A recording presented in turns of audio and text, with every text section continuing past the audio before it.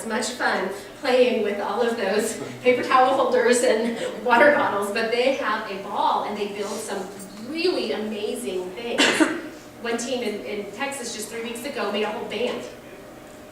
Their entire team was a band. And they made all musical instruments out of everything. And then they had a whole song that they presented. It was awesome. And then I've got 3 bowling alleys. I mean, so between the two. So yeah, they have a lot of fun. A lot of fun doing it. Again, like, this is also a nice time for counselors to have a break. Because it's pretty intense for them. And when you work in something like this, they can just take a little break. So you said useful, attractive, and what was the third one? Innovative or creative. Yeah, Okay. innovative, creative. And we have our trailblazers judge those, because our trailblazers, they run all the team challenges. They're not tied to a specific team, so that makes it really easy. Who are they? Trailblazers, they're our first year back. Our first year back, we don't put them directly into a team because it's all activity based and there's so many like team challenges and all these different, we need people to set things up. So they have their own separate agenda. And they stay, they're facilitating the large group activities, and then they're also setting up for everything else. How many of them are? We're going to have about 20 this year. About 20 of those, because we have 12 teams, and they'll be our junior counselors. So I'm hoping out of that 20, 12 will be able to then come, because their junior counselors are in college. And then senior counselors are at least sophomore in college or beyond. So how many counselors do you have for your 100? We have 12 teams, and each team has 1 counselor and 1 junior counselor. And 2 trailblazers? No, the trailblazers are not on a team. But I mean, I'm thinking Staff. Staff. Oh, yeah. How many lunches do you have to buy? Oh, this is the cool thing. How much do we pay per meal per head? What do we say? $1.50? Oh, wow. Well, that's very nice. Yeah, because he's our cook. He runs the kitchen. Oh, And wow. yeah, we get to Benny Keith. We make an order at Benny Keith, and we've been doing our own food for years now. And we really like that because we get to pick what they eat too. And nutritionally, for all of these kinds of activities, we can make sure they're not getting too much carbs and sugar, which oftentimes that happens. Then you get the crash, and then they need more snacks to get them back up. So we don't have any of that. We just have food. How are you dealing with the certified kitchen rules? I don't know that we've ever had any, I don't know that we've ever had any rules at the camp. At the camp for Oklahoma State, we followed their rules and their guidelines for Oklahoma State University's kitchen. Okay, you're under their, okay, that's Yeah. fine. And we'll be at a church camp this next year, and they've got a kitchen person who has all of that stuff in there, but that person's just going to take vacation that week, but she'll be on site, I'm sure.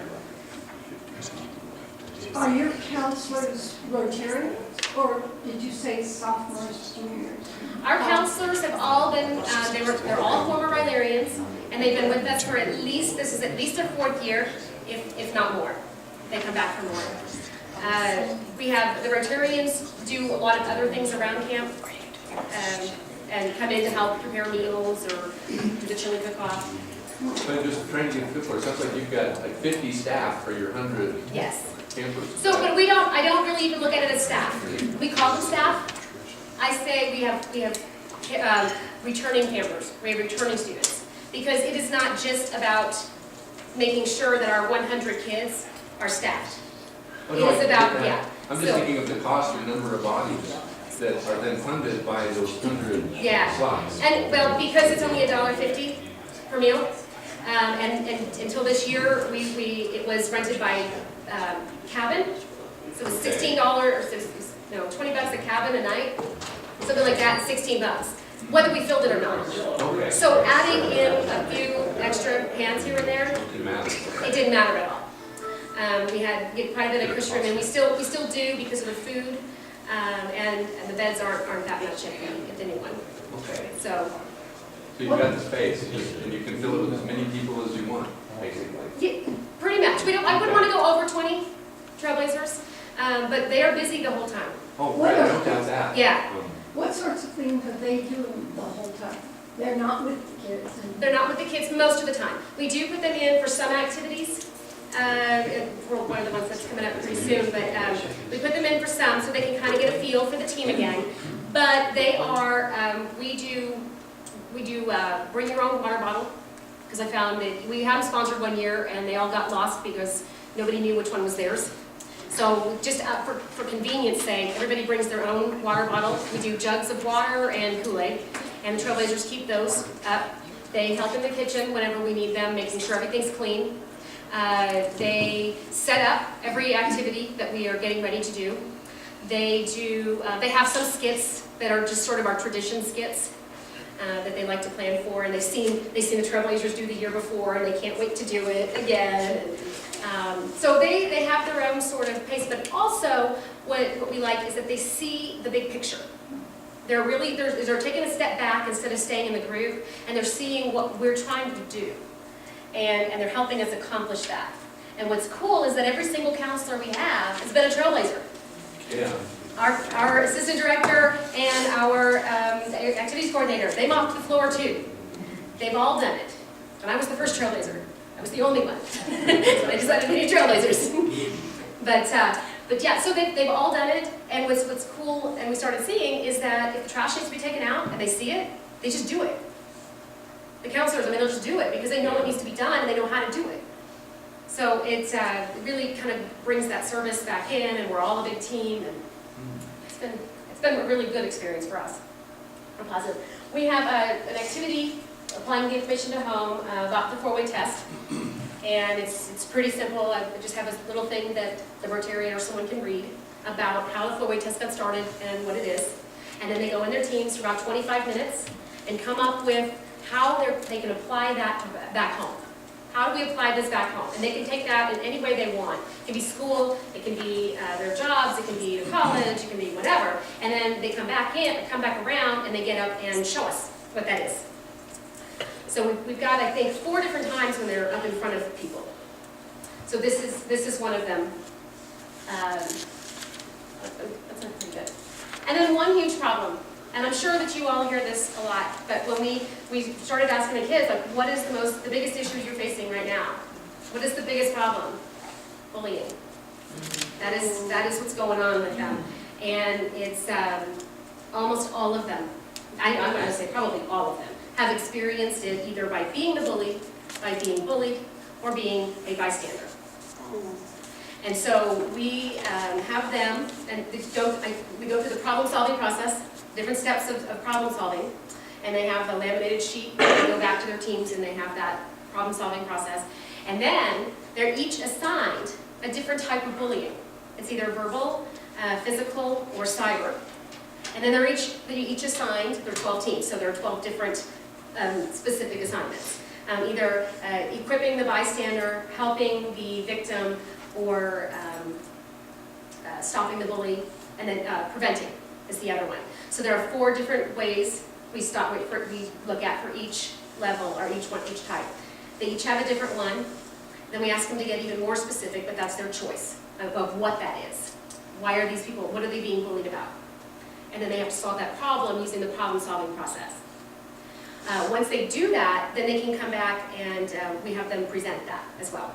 And a lot of them do skits with it. They'll do skits, but we tell them, what are you told to do? What are you told to do if somebody bullies you? Go tell the teacher, blah, blah, blah. Is it working? No. Okay, then let's not repeat that. Let's do something a little bit more creative. You've got some brilliant minds out here. Let's see what you can come up with. And they come up with some really cool things, but try to get them to think out of the box and apply it to what it might have happened for school. It also gives them a great time in their groups to talk about this. They need to talk about this. And they really enjoy doing it with people that have had similar experiences, but that do not go to their school. And I think we all tried to not put the same kids from the same school in the groups, right? So it's been a really powerful activity, and they've really gotten a lot out of it. And by this time, this is on the second to the last day, they know their teams really well. Then the next step, personal reflection. Again, now we've gone through all of this, we've applied it at the camp, we've applied it at home, we have this information. It's time for personal reflection. The leadership meditation, we do that each day. That's another personal correction. Then we do the labyrinth. And I don't know if you guys are all familiar with the labyrinth, but this is a big canvas, and we just purchased another one this year, so we can have 2 going simultaneously for 100. And it is basically a maze that you can't get lost in as long as you're looking where you're going. Labyrinths are found in every culture, have been found in every culture, every religion. It's not tied to any culture or religion. It is actually, it works with your brain. It works so that if you're focusing on where you're going, it keeps your brain busy enough that it just lets your mind go where your mind needs to go. Sometimes it doesn't go anywhere. Sometimes it's just a relaxing, we play some peaceful music, relaxing little journey. But sometimes they have some, and most of the time actually, they have a very profound experience on the labyrinth. So they walk into the center, and you see these kids, they can choose, I tell them to sit down. Some people choose to pray, some people meditate, some people contemplate, some people don't sit, some people just turn around and go back out the way they came in. It's up to you, it's your journey, so take it however you want. And then we have paper and pen for them to write afterwards if they wish, and oftentimes they do. Or they just go find a tree or something to go sit next to and just have their thoughts. When they're ready, when their group is ready, to do it by team, and they kind of have they all kind of know when it's time to go back to their team when they're ready, and then they do their debrief. And they only share what they want to share. Final bonfire.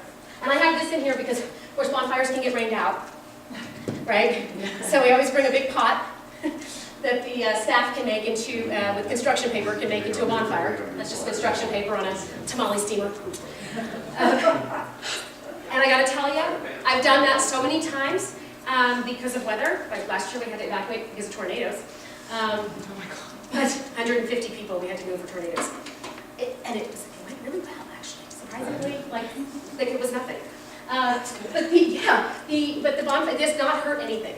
It does not change anything. So whether it's the first night or the last night, if you have to do it inside, it doesn't change anything. But the last night's bonfire, we give them a chance to speak. Not long.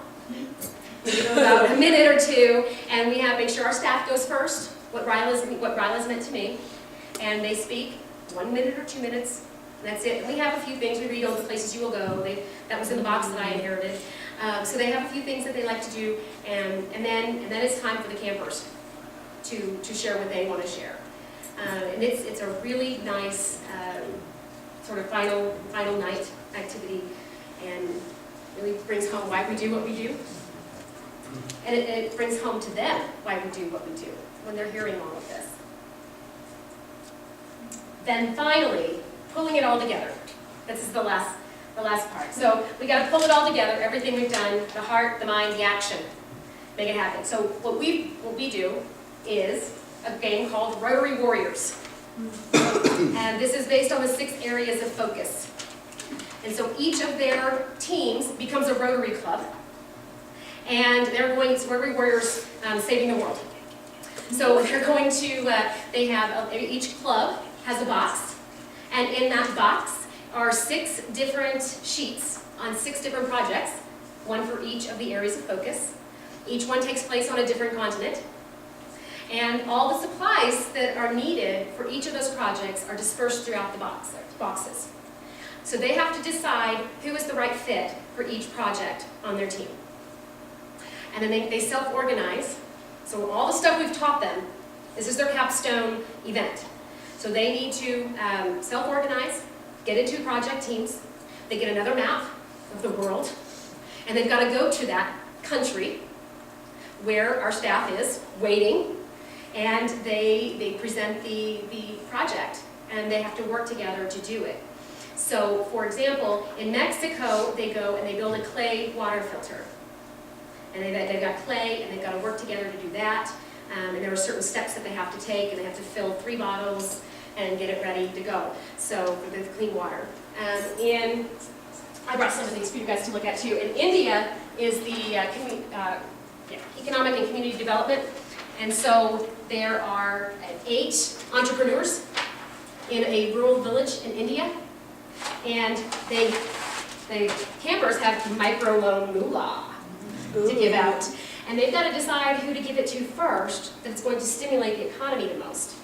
So you've got kids who are interested in this versus the clean water. And they're each picking their own mission they want to go on.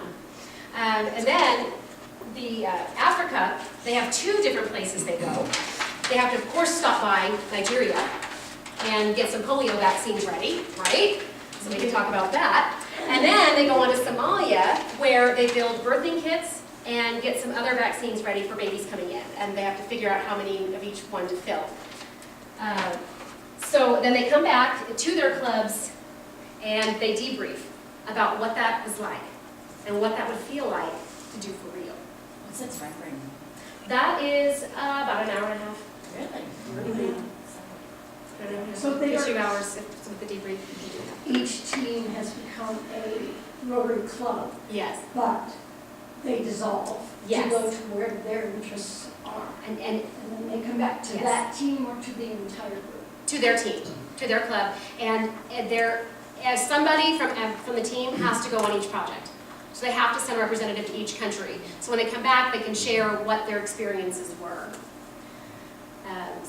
And then of course, after that, we make sure to let them know. I mean, this is not just a fun camp activity. This is for real. I mean, you can go out there and really save the world.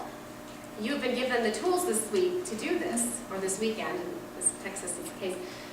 But what this does, what this activity, and again, there's not magic in the activity necessarily, but what the component is that in their hearts, they are saving, I mean, they're really like starting to save the world. Their mind, this is something they're interested in. Like the people who are going to be going to like nursing, they're going to choose to go to Africa.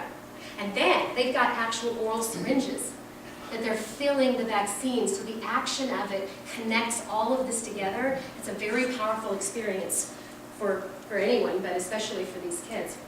So I'm gonna go kind of quick. Oops, I kind of messed up. These are the experiences that lead them to,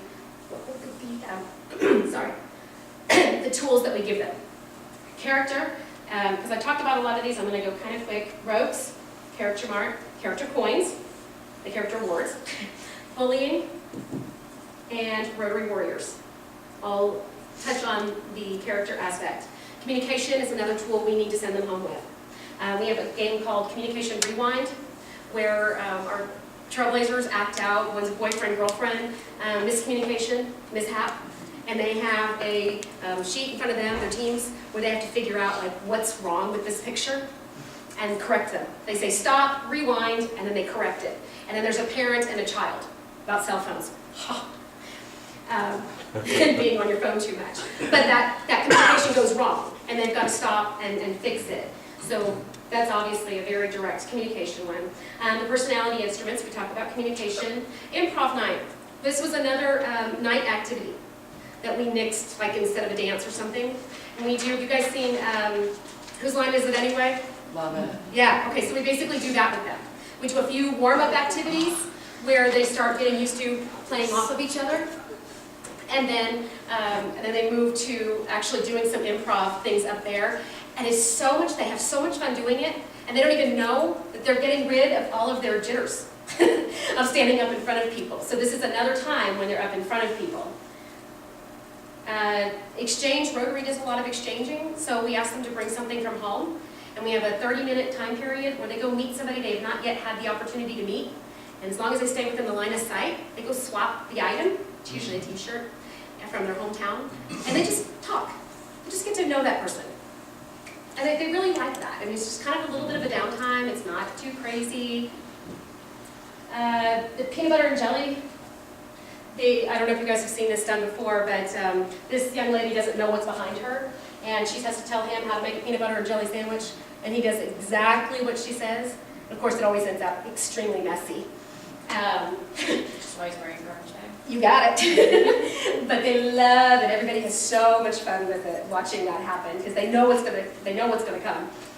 The strategizing, again, with the communication and the campaign, and really learn to communicate and listen to each other, and Rotary Warriors as well. Teamwork, we want to teach all the team challenges, improv.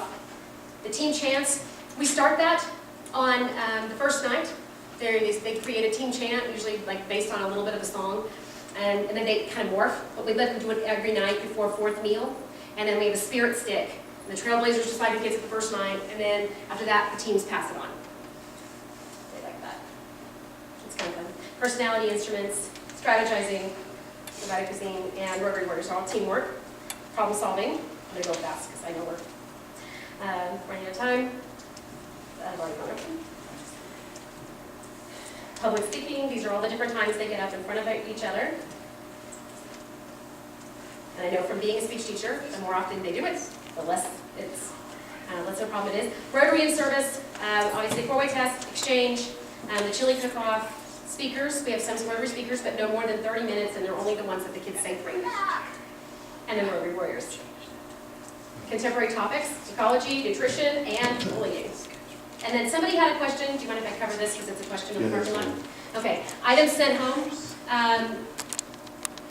We send home a packet of information, or stuff, which includes all of their bios. There's a cross-promotional sheet on all other youth programs in the district and how to get involved with those. We send home 4-way test cards. We actually give them to them the first day, and they put them in their the biographies of all the camper staff and Rotarians. And we started actually this year putting the Rotarians that were chairs for their individual clubs in there. And that was really cool for them to see, this is who sent me. Information about the 6 areas of focus, because they've experienced it now. A finger labyrinth, which is kind of nice, and they get to do the labyrinth at home. Nutrition information. Communication rewind. That's okay. And a speech outline of, because I'm a speech teacher, speech outline on how to speak to a club. Ooh, can I have that? Yes. And how to present to your school. Like there are 2 different ones for the 2 different audiences. They're very similar, but just a little geared differently. And then we sent them home with a book. And this book is actually looked very different a few months ago, and it's always been spiral bound. I went looking for a book that had all the information I wanted them to have, that we teach, and that we wanted them to have for future and getting ready for college. And the spiral binding was almost $7 to get it to them. I couldn't find the book, so I wrote it. And so then this year, I went ahead and published it, and because it's like $6.99 or $6.80, something like that, but it looks so much cooler. So they will be getting this instead of the spiral bound from now on. So you published a book. Rock Your World. You wrote this. I wrote this. You can get that where? Amazon. Amazon. What's it called? Rock Your World? Rock Your World. I've got actually business cards, and on the back is a QR code. You just scan it and get it. So, Are you going to put the advice about how to speak to the club in yes, some of the information I can do that. Yes. on the Dropbox? Any other